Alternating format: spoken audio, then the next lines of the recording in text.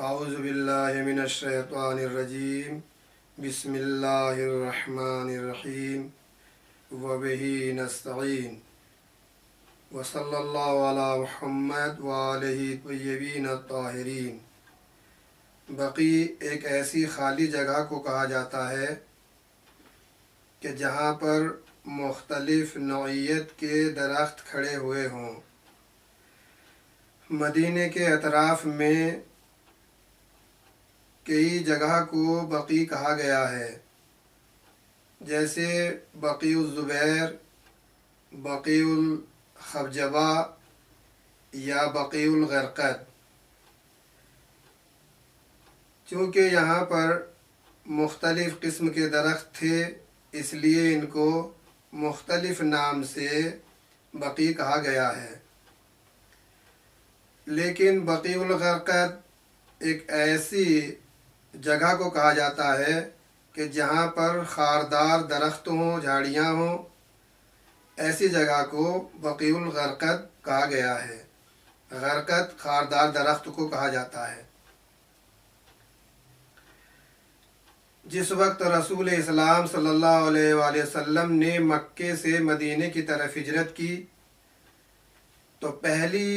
سن ہجری میں آپ نے اس جگہ کو قبرستان قرار دیا، اور تاریخ سے یہ بھی پتہ لگتا ہے،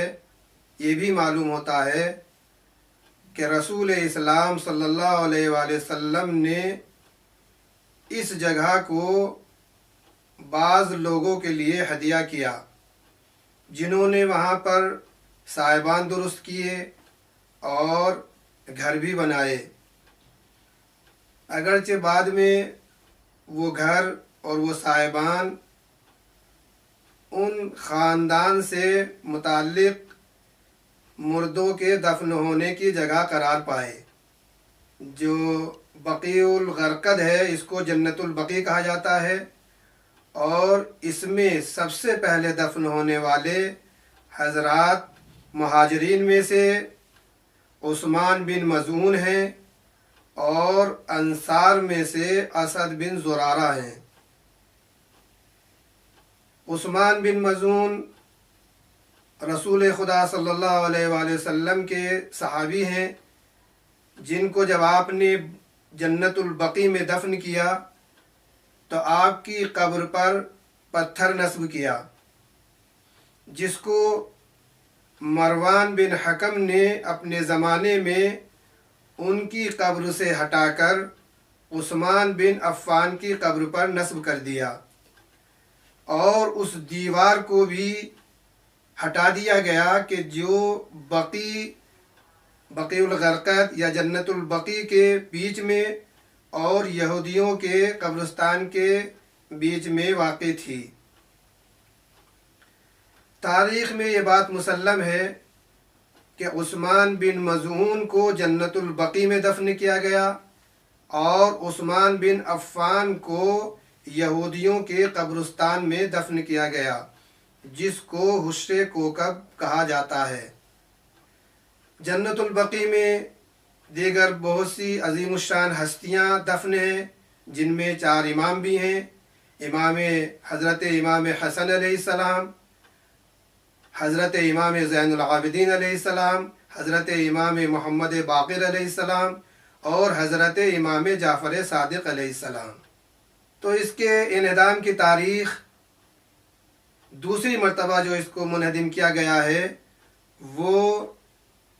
8 شوال 1344 ہجری میں وہابیوں نے اس کو منہدم کیا، اور یہی جنت البقیع نہیں بلکہ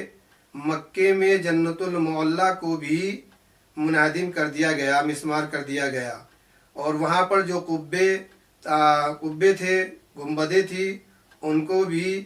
زمین دوز کر دیا گیا۔ اسی طریقے سے احد کی وادی میں جناب حمزہ جو رسول خدا صلی اللہ علیہ وآلہ وسلم کے چچا ہیں، ان کے مزار کو بھی زمین دوز کر دیا گیا۔ لیکن سوال یہ اٹھتا ہے کہ جب یہ تمام قبرستان جنت البقیع، جنت المعلیٰ، احد کی وادی میں جناب حمزہ کی قبر کو زمین دوز کیا گیا، تو پھر کیسے روزہ رسول باقی رہ گیا؟ یا یہ کہا یہ کہ وہ روزہ رسول کو پہلے ہی اپنے منصوبے سے الگ کر چکے تھے یا اس میں کامیاب نہیں ہوئے؟ تو یہ کہنا تو بہت مشکل ہے کہ وہ روزہ رسول ان کے منصوبے میں نہیں تھا، بلکہ ہوا یہ کہ جس وقت جنت البقیع اور جنت المعلیٰ کو مسمار کیا گیا تو مسلمانوں نے احتجاج کیا اور اونچے پیمانے پر یہ احتجاجات ہوئے، یہاں تک کہ شیعہ سنی تمام لوگوں نے احتجاج کیا، جس میں زیادہ تر احتجاج کرنے والے شیعہ حضرات تھے۔ لیکن جب روزہ رسول کا مسئلہ آیا تو اس میں مسلمانوں نے، اہل سنت والجماعت نے بہت سختی سے احتجاج کیا، اور آل سعود کو یہ خوف محسوس ہونے لگا کہ اگر ہم نے روزہ رسول کو مسمار کیا تو دنیا بھر کے مسلمان ہمارے خلاف ہو جائیں گے، لہذا انہوں نے یہ اپنا منصوبہ بدل دیا اور اس سے آگے قدم نہ بڑھایا۔ وصلی اللہ علی محمد وآل محمد۔